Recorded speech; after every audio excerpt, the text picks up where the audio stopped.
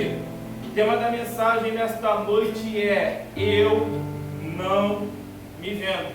Você pode repetir isso comigo após mim? Eu. Repita comigo: não. Repita comigo: me vendo. Este é o tema da mensagem. Aqui no versículo ao qual nós lemos, eu gostaria que você atentasse para a palavra Dan e atentasse para a palavra Betel. Ok? Vou repetir. No versículo ao qual nós lemos, eu gostaria que você mantesse o foco da sua atenção na palavra Dan e na palavra Betel. Ok? Deixa eu te contextualizar para quem não conhece a história. Em 1 Reis, capítulo 11, se não me falha a memória, a Bíblia vai dizer que Salomão ele vai começar a desvirtuar e ir pelo caminho da idolatria. Haja vista que agora ele está com muitas mulheres. Então, enquanto Salomão está com foco em muitas mulheres, diz a Bíblia que essas mulheres vão começar a perverter o seu coração. Ou seja, aquele que era dotado de uma grande sabedoria, de uma grande ciência, agora entregou às mulheres a sua força. E aqui eu já quero abrir um parênteses para mim, para a tua vida, e deixar uma advertência dos céus. E que advertência é essa? Não importa quão habilidoso você seja, o quão habilidosa você seja, Deus está dizendo para mim: não entregue às mulheres a força que eu te dei. E para as mulheres, Deus está dizendo: não entregue nas mãos dos homens a força que eu te dei. E por que a força que Deus nos deu e não a nossa força? Como bem foi dito aqui, se Ele não der, eu não tenho. Se Ele não fizer, eu não faço. Semelhantemente, se Deus não te der, você não tem. Se Ele não fizer através da tua vida, eu tenho certeza que você não faz. Eu mandar calabachurianda. Então Salomão agora ele começa a entrar na dimensão da idolatria. As mulheres começam a perverter o seu coração. A Bíblia vai dizer, você que é cristão já há um bom tempo, que gosta de culto, de doutrina, de escola bíblica dominical, você sabe que todo pecado ele gera uma consequência. Então, enquanto Salomão está permitindo o seu coração ser pervertido pelas muitas mulheres, em contrapartida, Deus está começando a levantar adversários contra Salomão. Você conhece, sabe a história, ao longo da história da Bíblia, toda vez, foi falado já muitas vezes também pelo nosso pastor, pelo pastor Reinaldo, que quando Deus ele quer corrigir um povo, quando Deus ele queria corrigir uma nação, o que Deus fazia? Deus dava um rei cruel, Deus dava um rei rígido, Deus dava alguém a qual pegava pesado nas diretrizes, ou como eu posso dizer, da forma, do método a qual as coisas têm que andar, se suceder. Pois bem, presta atenção por gentileza. Então, as mulheres perverteram o coração de Salomão. Outro parênteses e uma outra advertência para mim, para a tua vida. Qual é, irmão Cleide? De tudo que tem que se guardar, guarde o seu coração, porque é daí que procede tudo a respeito da vida. Eu tenho uma palavra para o coração de alguém nesta noite. Qual é? Guarde o seu coração. Irmão Cleiton, eu não entendi. Para de contar os seus problemas para todo mundo. Para de contar os teus sonhos para todo mundo. Para de contar os seus projetos para todo mundo. Deus está dizendo: guarde o seu coração. Essa é a primeira linha de pensamento. Segura a segunda. E qual é a segunda linha de pensamento? Você que está doido para namorar, você que está doida para namorar, a palavra de Deus para a sua vida é: guarde o seu coração. Irmão Cleiton, eu não entendi. Vou mudar a colocação para ver se você pega. Espera. Olha para quem está do teu lado, diz para ele, diz para ela com carinho, respeito e autoridade, mas diz para ela: espera.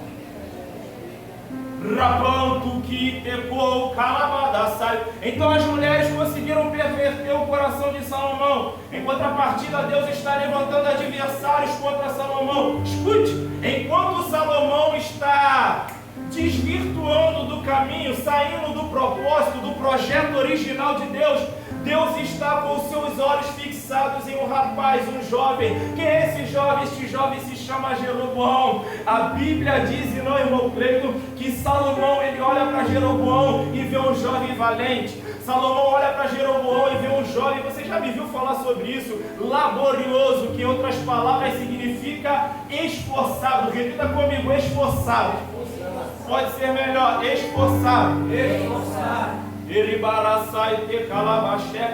Salomão, vendo que Jeroboão era esforçado e valente, vai dar uma responsabilidade a ele, uma grande responsabilidade. Diz a Bíblia que ele vai ficar encarregado sobre toda a casa de José. Escute, eu pedi para você repetir a palavra esforçado, por quê? Porque se tem uma coisa que atrai a atenção de Deus, se tem uma coisa que chama a atenção de Deus, se tem uma coisa que alegra o coração de Deus, é quando ele olha lá de cima para a vida de um jovem, para a vida de uma jovem, e vê um jovem esforçado, e vê uma jovem esforçada. Se tem uma coisa que cativa o coração de Deus, é quando ele olha lá de cima aqui para baixo e vê um homem esforçado, e vê uma mulher esforçada. Olhe para cá e redobre sua atenção, por gentileza, porque quem sabe você entrou por essas portas pensando que para pregar você tem que ser fera na hermenêutica, na homilética e na exegese, e Deus está dizendo: tudo que eu quero de você é que você tenha um coração esforçado. Quem sabe você entrou, eu já estou sentindo a presença dele aqui, quem sabe você entrou aqui nessa noite achando que precisa ser fera nos instrumentos, e Deus está dizendo para mim e para você: tudo que eu quero de você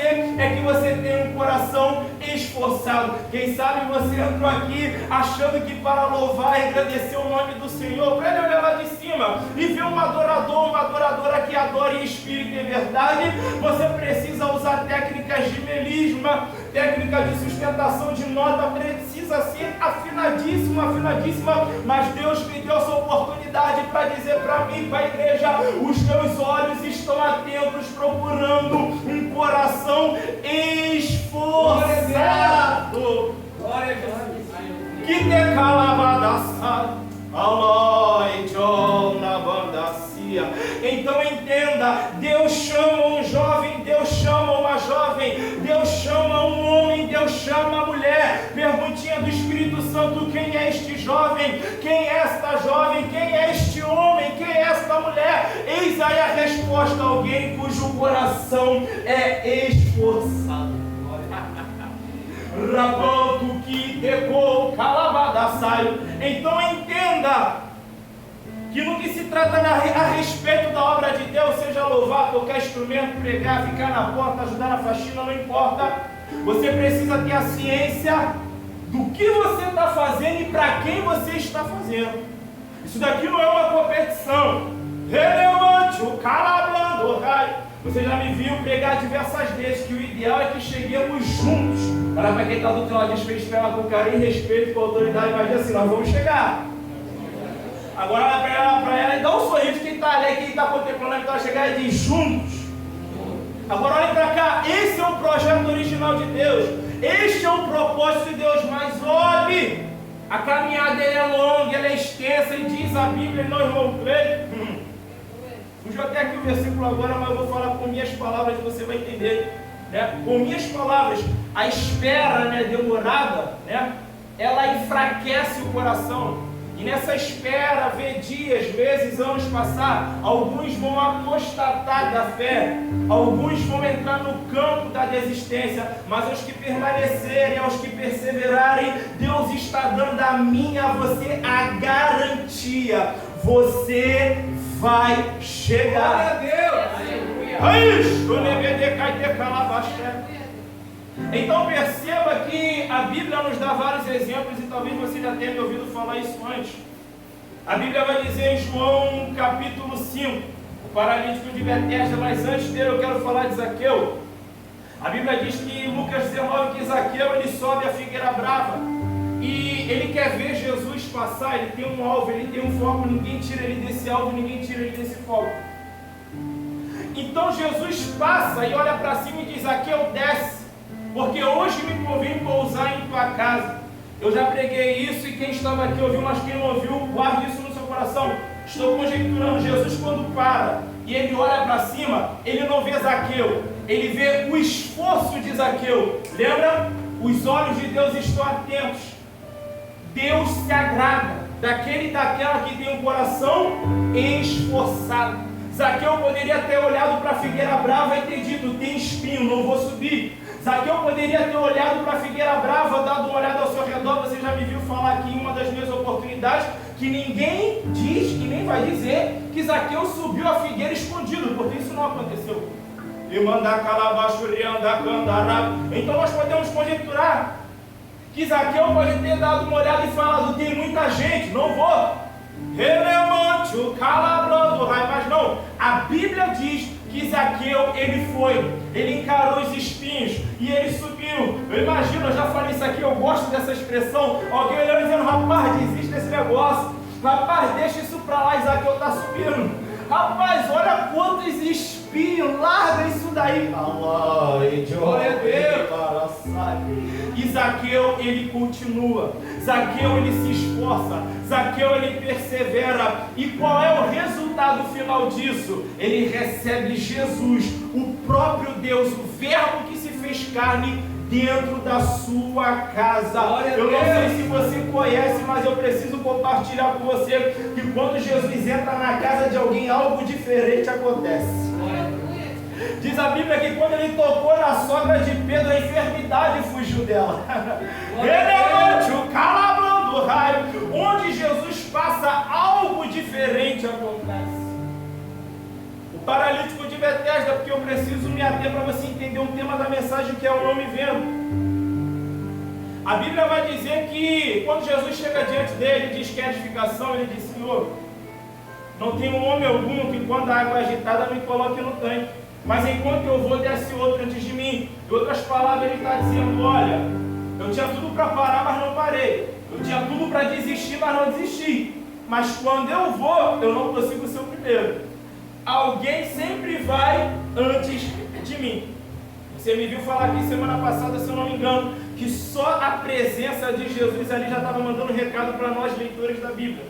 Aquele paralítico, ele não tinha noção do que estava para ali acontecer, porque a mente dele estava presa a um método, a mente dele estava presa a um padrão. E que método é esse? Que padrão é esse? Olha, o anjo tem que descer, as águas têm que se movimentar, e eu preciso ser o primeiro. Por quê?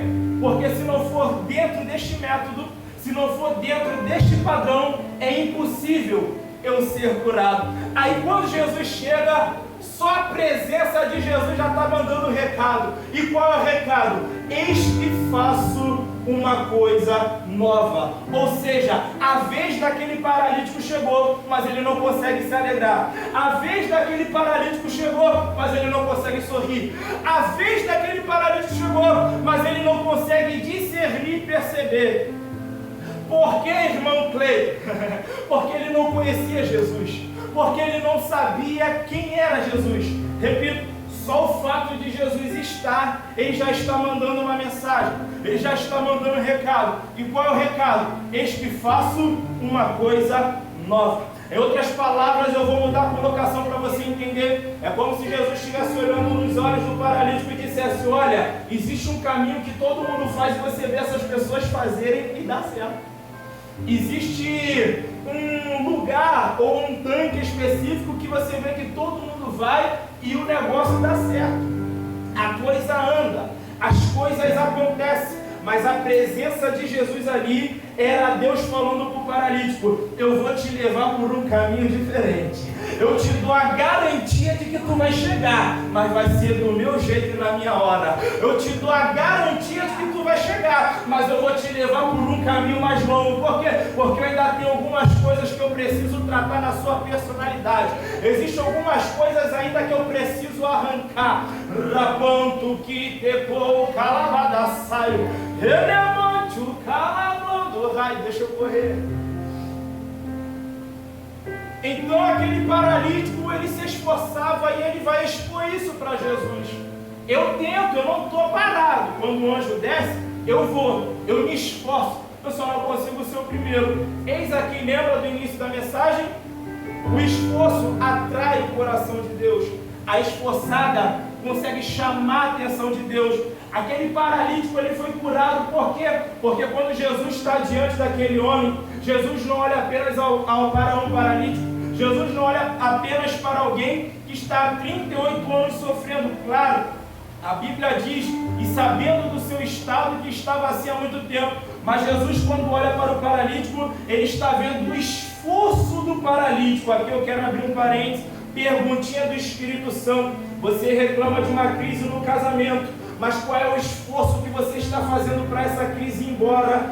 Você reclama de uma crise na sua vida espiritual, que não tem força para orar, que não tem força para jejuar, que não tem força para ler a Bíblia, que não tem força para buscar, mas qual é o esforço que você está fazendo para esta crise ir embora? Relevante o calabrando raio. Qual é a moral da história, irmão Cleito? Deus está dizendo para mim e para você que Ele requer de nós um esforço. Glória a Deus. Para visitar um lar tem que ter esforço. Para fazer parte de um ministério, de um departamento específico da igreja tem que ter esforço. Tudo na Bíblia que você for fazer para Deus é necessário um esforço. Então escute, Salomão olha para Jeroboão, vê que ele é valente e esforçado. Dificilmente um homem valente, uma mulher valente, dificilmente um homem esforçado e uma mulher esforçada vai ficar de braços cruzados e perna cruzada sem fazer nada. Não, se Deus olhar um homem valente, se Deus contemplar uma mulher esforçada, logo Deus vai dar uma responsabilidade a ele. Logo Deus vai entregar uma responsabilidade a ela. O problema é que nós não queremos fazer esforço. Nós fechamos a nossa mente e falamos, Deus me chamou para isso, porque eu gosto de fazer isso. Deus me chamou para aquilo, porque eu tenho mais facilidade, eu tenho mais desenvoltura para isso. Olhe para cá, diz a Bíblia, nós não cremos, rogo-te que desperte o dom que está em ti. Eu falei isso na EBD e vou falar isso de novo. Você olha para alguém e fala, como eu queria pregar como ela, como eu queria pregar como ele. Deus falou, já está em você, desperta. Você olha para alguém cantando e fala, como eu queria cantar como ela, como eu queria adorar como ele. E Deus está dizendo, já está em você, desperta. Você olha para alguém e diz, eu queria esse mistério de visão, revelação, profecia, manto forte. Deus está dizendo, já está em você, desperta.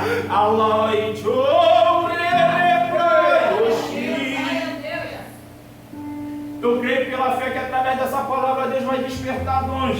Eu creio pela fé que através dessa palavra Deus vai despertar talentos. Por quê? Porque você entra no campo da comparação, em vez de despertar o que Deus já te deu, você neutraliza, você enterra, você trava.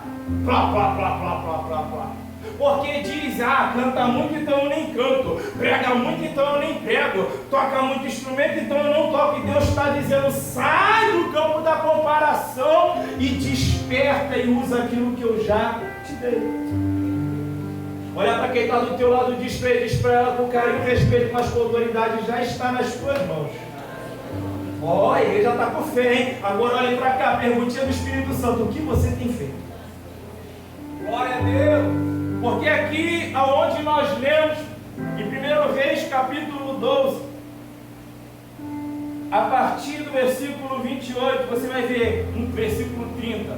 E este feito tornou-se em pecado, pois que o povo ia até Dan, cada um a adorar. Este feito, ou seja, não era, mas se tornou.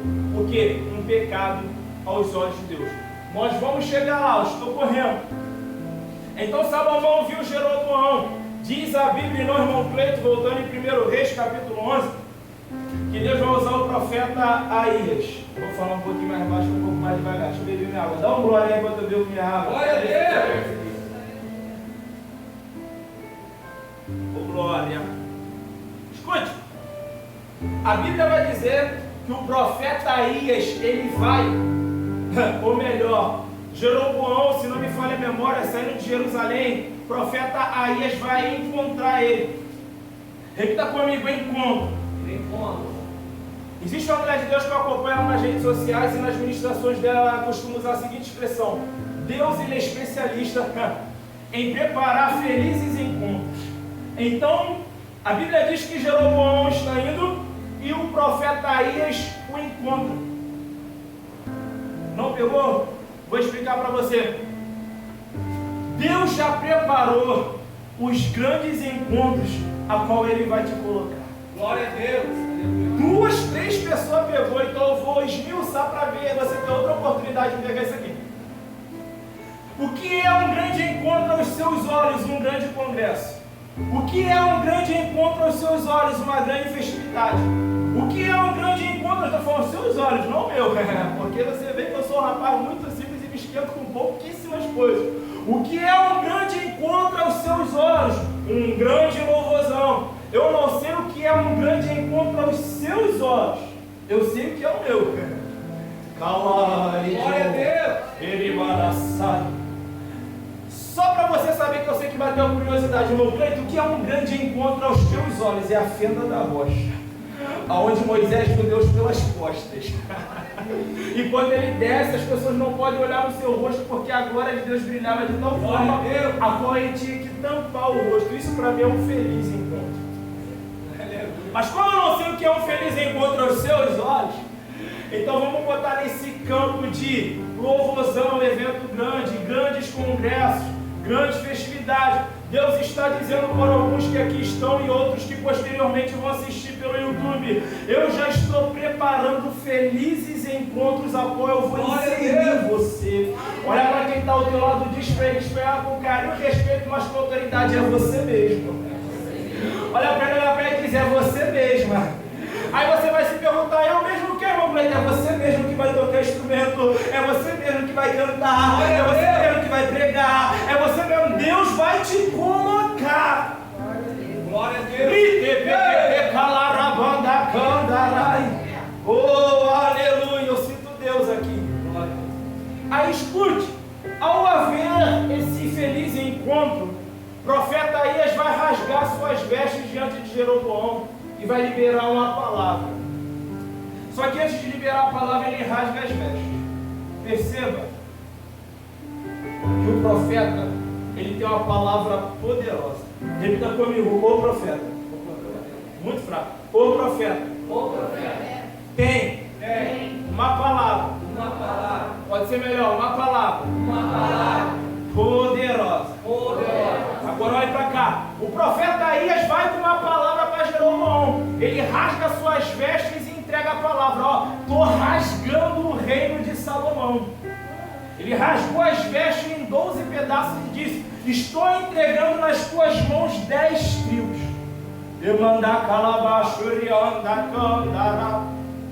Olhe para cá. Perceba que o profeta, ele ilustra e depois verbaliza, explica. Por quê? Porque se ele não fala, se ele não explica, imagina se o profeta apenas rasgasse as suas vestes diante de Jeroboão. Jeroboão entendeu o quê? Eu respondo: nada.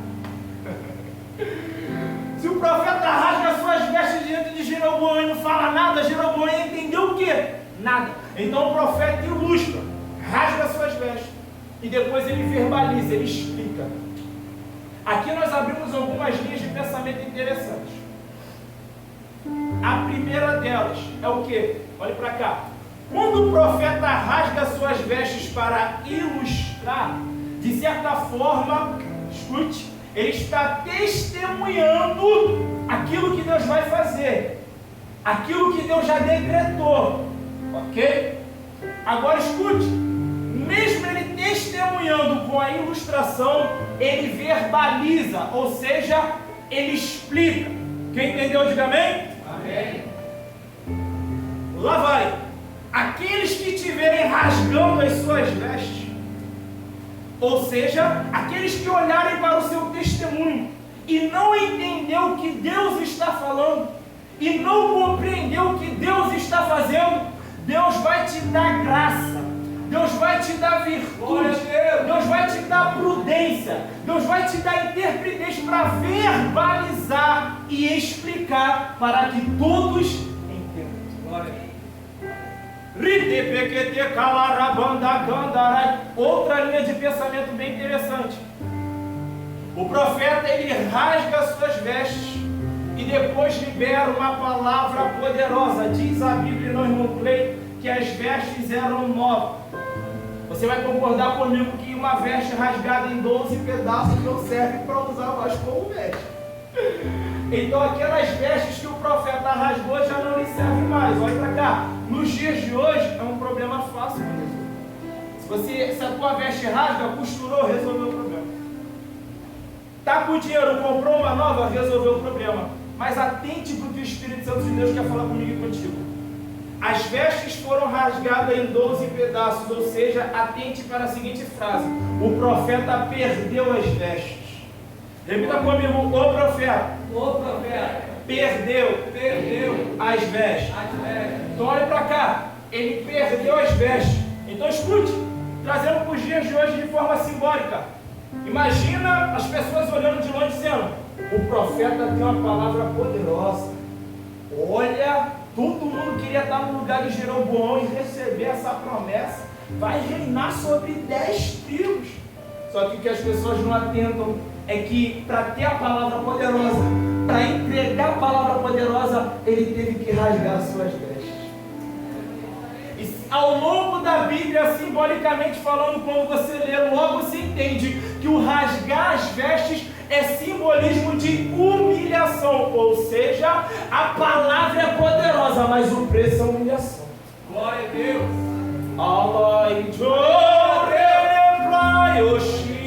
Agora olha para quem está do teu lado, diz que a gente vai com carinho, respeito, mas com autoridade. Quer ser profeta ainda?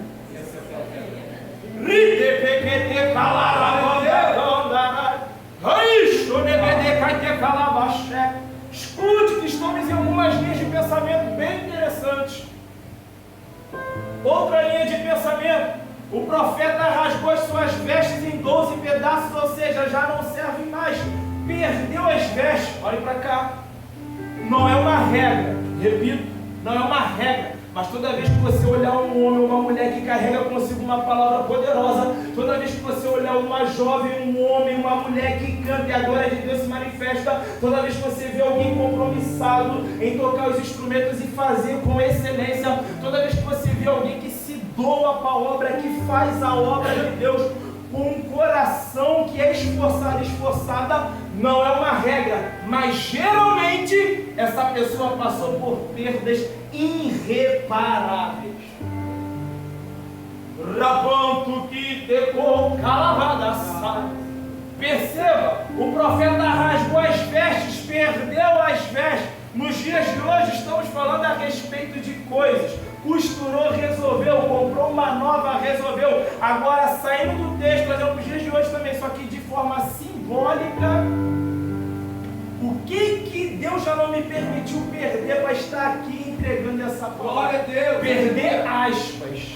Porque para ganhar vida é necessário perder aqui na terra. E com Deus, às vezes, é necessário perder para se ganhar. Então olha para cá, aquilo que aos teus olhos aparentemente é uma grande perda, Deus está dizendo, é um ganho que você só vai ver lá na frente. Glória a Deus. Então escute, uma palavra poderosa, glória a Deus, um louvor a qual a glória de Deus se manifesta, aleluia. Excelência nos instrumentos musicais, glória a Jesus. Um coração esforçado, esforçada para o serviço no tempo. Glórias ao Eterno. Qual é o preço? Perdas irreparáveis. Quem está aqui sabe que eu não estou contando história. Se der um microfone e falar conta, vai falar. Vai falar. Em algum momento na vida, em algum momento na trajetória, Deus olhou para você e falou: manda Isaac que eu quero. Em algum momento, seja um grande amigo, uma grande amiga, um relacionamento, seja namoro, noivado, seja perda no âmbito literal, algo que infelizmente o Covid acabou proporcionando a muitos cristãos, a perda no âmbito literal, a perda de um emprego, a perda de alguém que outrora você confiava, mas hoje não consegue confiar mais. Perdas e vento. Se nós não nos vendemos, logo entendemos que não tem preço. Mas para manifestar a glória de Deus, há um preço. E esse preço não dá para ser negociado. Não dá para pegar tal. Perdão. Não dá para pegar tal. Muitos tentam, mas quebram a cara. Eu conheço gente que está tentando voltar até hoje mas deixa eu correr. Vamos lá. Então escute. O profeta perdeu suas vestes, mas liberou a palavra poderosa para a vida de Jeroboão. Agora Jeroboão ele vai passar por um momento muito difícil. Jeroboão agora vai passar por um momento muito delicado em sua vida. E que momento é esse, irmão Cleber? O momento a qual ele não pode confiar no seu líder. O momento a qual aquele que ele deveria depositar, digamos no nosso linguajar, de olhos fechados a sua confiança, ele já não pode. Porque diz a Bíblia no irmão Cleide, em 1 Reis capítulo 11, que Salomão, quando soube que sobre ele estava uma palavra, tentou matar Jeroboão. Aquele que era valente, aquele que era esforçado, aquele que outrora recebeu uma grande responsabilidade, agora está com um alvo nas costas para morrer. Por quê? Porque sobre a vida dele estava uma palavra. Perceba que Jeroboão ele tem um problema muito sério que não foi tratado. Ele tem uma ferida de deslealdade que nós vamos ver aqui onde nós lemos no início da mensagem. Mas antes eu quero inverter o quadro, porque não adianta botar a espada só para cortar para cima, porque ela corta para baixo também. Assim como Jeroboão não podia confiar no seu líder, que na época, segundo o texto, era Salomão, nos dias de hoje muitos líderes não podem confiar nos seus liderados. Quem entendeu, diga glória a Deus. Glória a Deus. E isso é para todos os âmbitos da nossa vida. Pais que não podem confiar em seus filhos.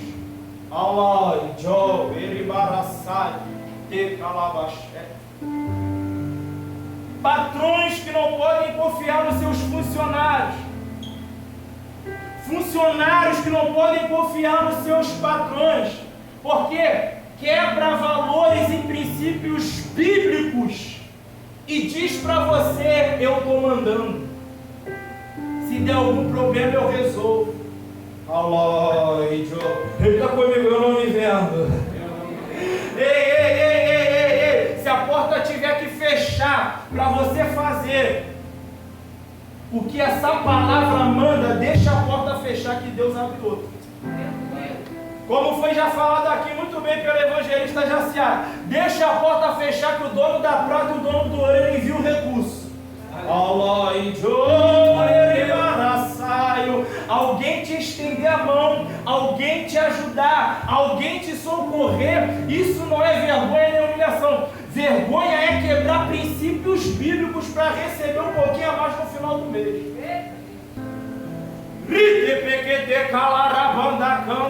Vamos que eu preciso correr. Então vamos lá. Jeroboão tem uma ferida de deslealdade que não foi tratada. Aquele que ele deveria confiar, ele não pode, porque tentou contra a vida dele. Ele teve que fugir, ele teve que correr. A Bíblia diz isso. Aí agora a gente começa a entender o que nós lemos aqui no capítulo 12.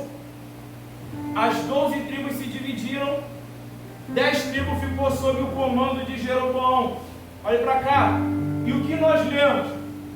Ele pegou um bezerro de ouro, colocou um em Dan. Pegou um bezerro de ouro e colocou outro em Betel, se não me falha a memória. Deixa eu só confirmar. Isso mesmo. E colocou outro bezerro de ouro em Betel. Então escute. Pior do que a ferida de deslealdade que Jeroboão tem, é ele generalizar e achar que por causa de um que foi desleal, agora todo mundo também. Eu não sei quais feridas que você carrega, mas olha para quem está do teu lado e espera com carinho, respeito, mas com autoridade. Nem todo mundo é igual, digo. Pelo amor de Deus, se alguém te feriu de uma maneira profunda, aí você olha e diz: é todo mundo igual. Não é. É tudo a mesma coisa. Não é. Glória a Deus. Então escute, ele tem uma ferida de deslealdade generalizada. Na cabeça de Jeroboão, todo mundo é desleal. Na cabeça de Jeroboão, ninguém presta. Na cabeça de Jeroboão, ninguém é santo. Na cabeça de Jeroboão, Allah, tchau, eribarassai, Só que, por ele ter essa ferida de deslealdade que não foi tratada na mente de Jeroboão, redobre sua atenção, por gentileza, ele acha que pode comprar lealdade. Por quê? Calamachura. Eis aí a resposta. Porque todo mercenário de altar tem a sua lealdade condicionada a prata e a ouro. Eu vou repetir. Todo mercenário e toda mercenária de altar tem a sua lealdade condicionada a prata e a ouro. Então Jeroboão tem uma ferida de deslealdade que não foi tratada. Na mente dele ele generalizou: ninguém presta, todo mundo é desleal. Quem eu der a oportunidade, na primeira oportunidade vai me ferir, vai me machucar. Aí ele pensa o quê?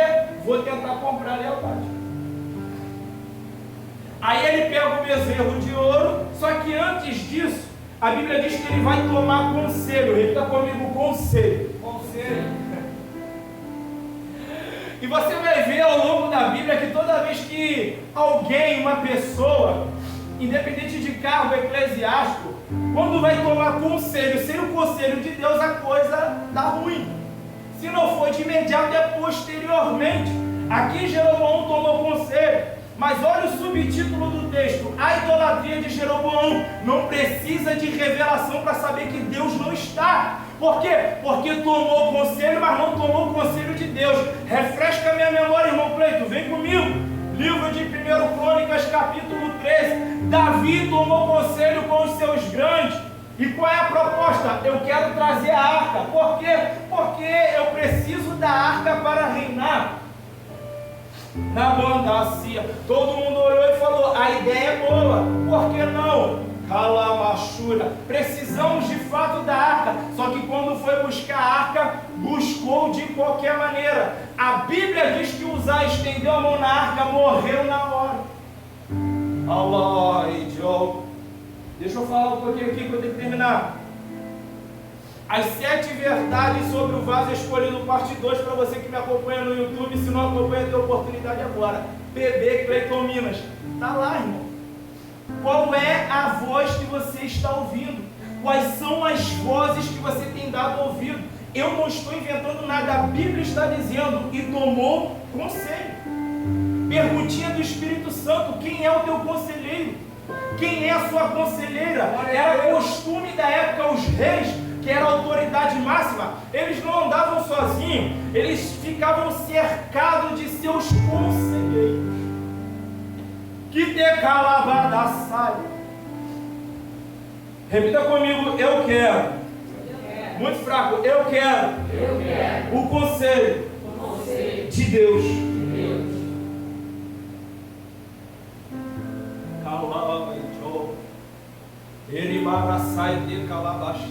Escute, eu vou encerrar aqui. Um bezerro de ouro em Dan.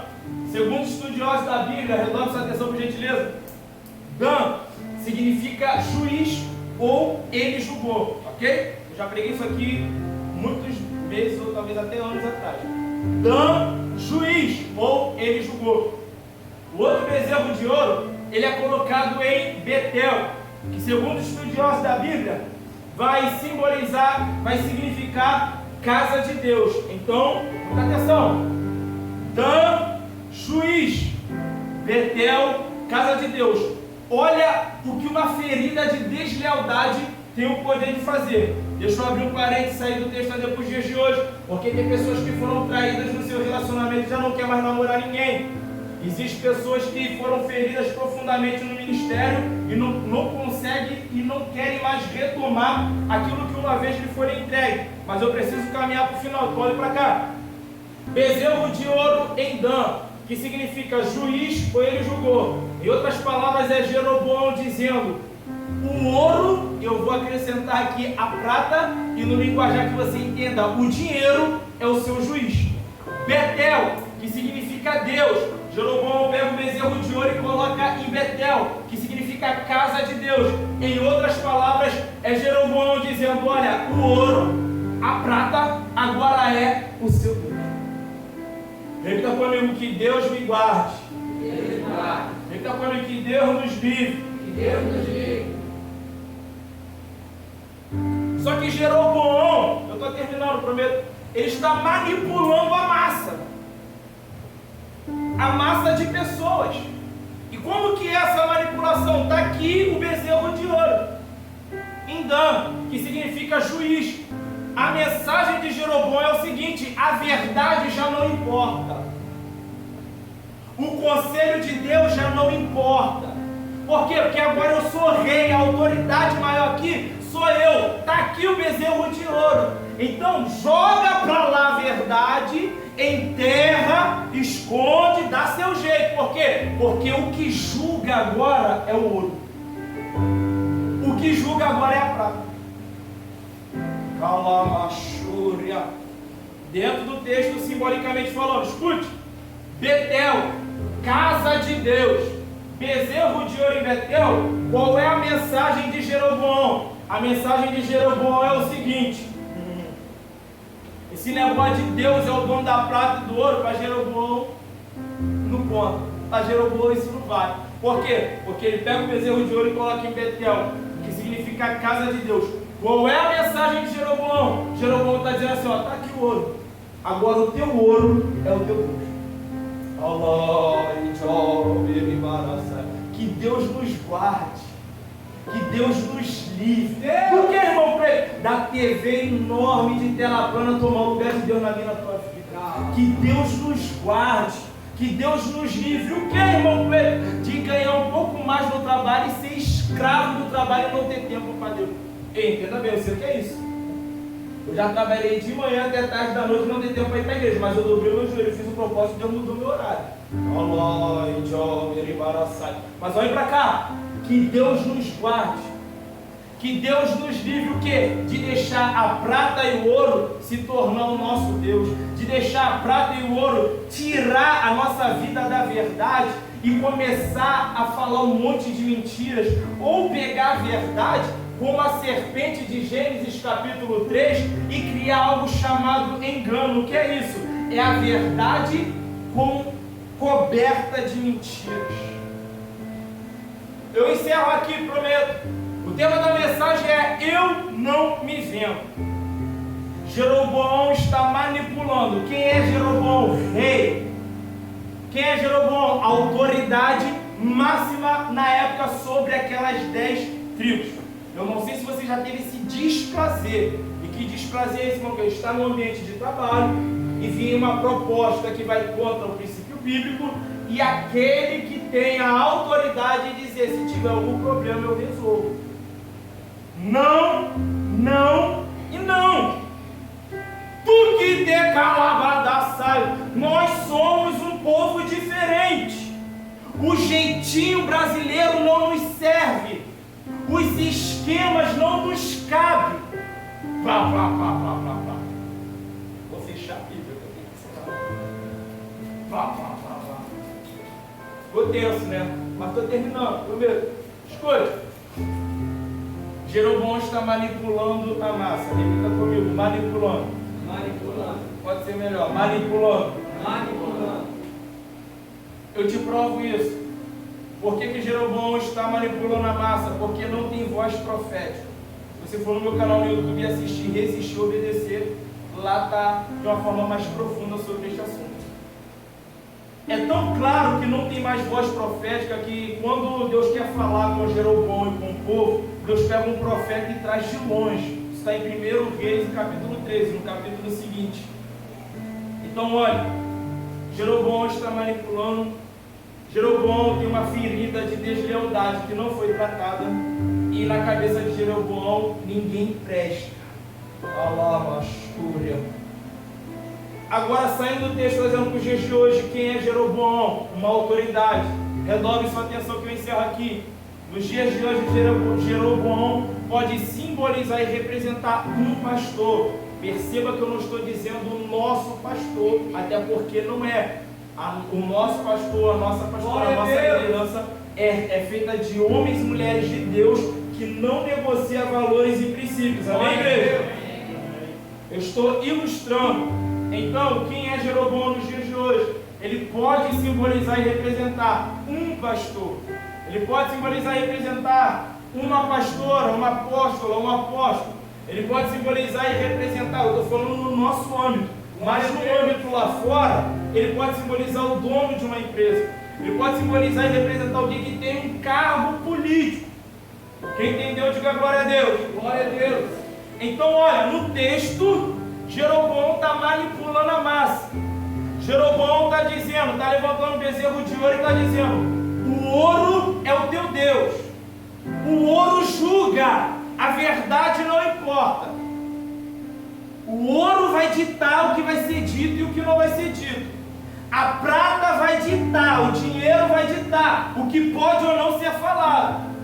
Relevante o calabro do raio. Isso no texto. Agora escute, nos dias de hoje, os que os Jeroboões do século presente não contavam é que no meio da massa tem homem de Deus. Glória a Deus. Oh, aleluia! O que os Jeroboões do século presente não contava é que no meio da massa tem mulher de Deus. Os que os Jeroboões do tempo presente não contavam é que no meio da massa tem profeta. E o tema da mensagem é: eu não me vendo. Ou seja, Jeroboão pode tentar pintar, bordar, fazer acontecer, mas vai ter homem de Deus, vai ter mulher de Deus e vai ter profeta que vai levantar a sua voz e vai dizer: eu não me vendo. A mensagem não muda. Glória a Deus. Eu não vou onde eu quero, eu vou onde eu sou enviado. Se coloque de pé.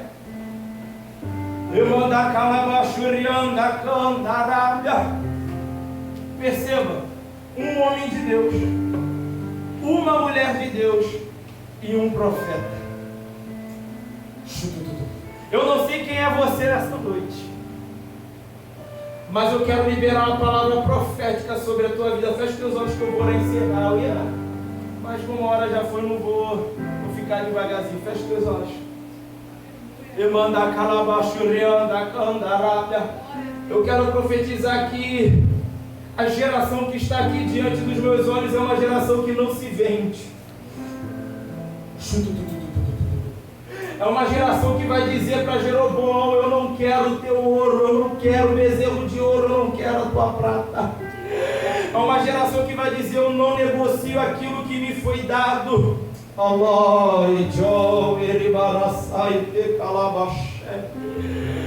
Eu quero liberar a palavra sobre a tua vida. Deus está te dando hoje uma unção de resistência. Tu que te calava, o adversário da vossa alma não brinca, mas Deus está dizendo: eu libero sobre as vossas vidas uma unção de resistência. O diabo pensa que pode te comprar, mas você vai mostrar para ele que não. Ai, ai, ai, ai, ai, ai, ai. Enquanto ele libera essa palavra, fala no seu espírito, no seu coração para Deus: Senhor, o meu casamento não tem preço. Plá, plá, plá, plá, plá, plá, plá. Fala para o Senhor: Senhor, a minha chamada, o meu ministério não tem preço. Começa a orar no teu espírito, no teu coração, e fala com Deus: Senhor, é inegociável. Continue orando, porque o adversário da tua alma, ele sabe da tua necessidade. E assim como ele tentou Jesus, ele vai te tentar também. Ele vai te chamar e vai dizer: vem cá, vem tocar instrumento para mim, eu te dou um bezerro de ouro. Vem para cá, vem cantar para mim, que eu te dou um bezerro de ouro. Vem para cá, larga os altares e vem dar palestras, porque eu te dou um bezerro de ouro. Mas Deus está te munindo hoje de autoridade. Deus está te dando hoje os olhos da fé e te dando a garantia: você vai chegar, mas não se vende. Quem se vende pega atalho, quebra a cara e perde a essência. Mas Deus está dizendo sobre a tua vida: tem uma essência.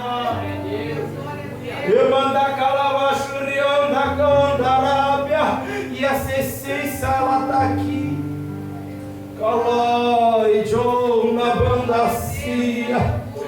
Oh, Espírito da verdade, o O Senhor está aquecendo corações nesta noite. A chama, meu Pai amado, que uma vez eu quero profetizar que este homem não vai ceder para as propostas do adversário.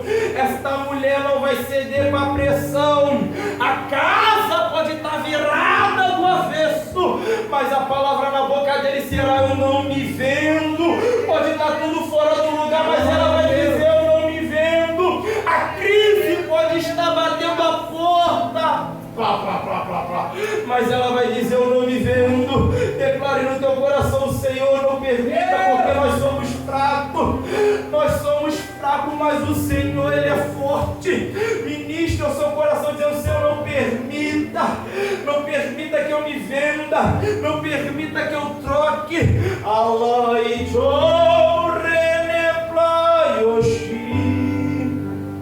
Eu quero ministrar sobre a tua palavra.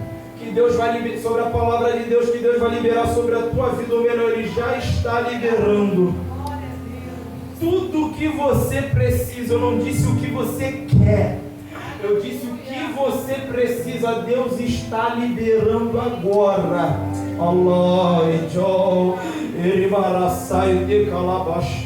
E eu entrego uma profecia que eu passo o microfone para quem é de direito. E que profecia é essa? Se você guardar essa essência, se você manter esse posicionamento, se você não trocar o altar pelo bezerros de ouro, Deus vai te surpreender. Essa palavra, ela é para cada um de nós que aqui estamos. Deus está dizendo: quem me honra, eu, o Senhor, também honro. Quem honra a minha palavra, eu, o Senhor, honro. Em nome de Jesus.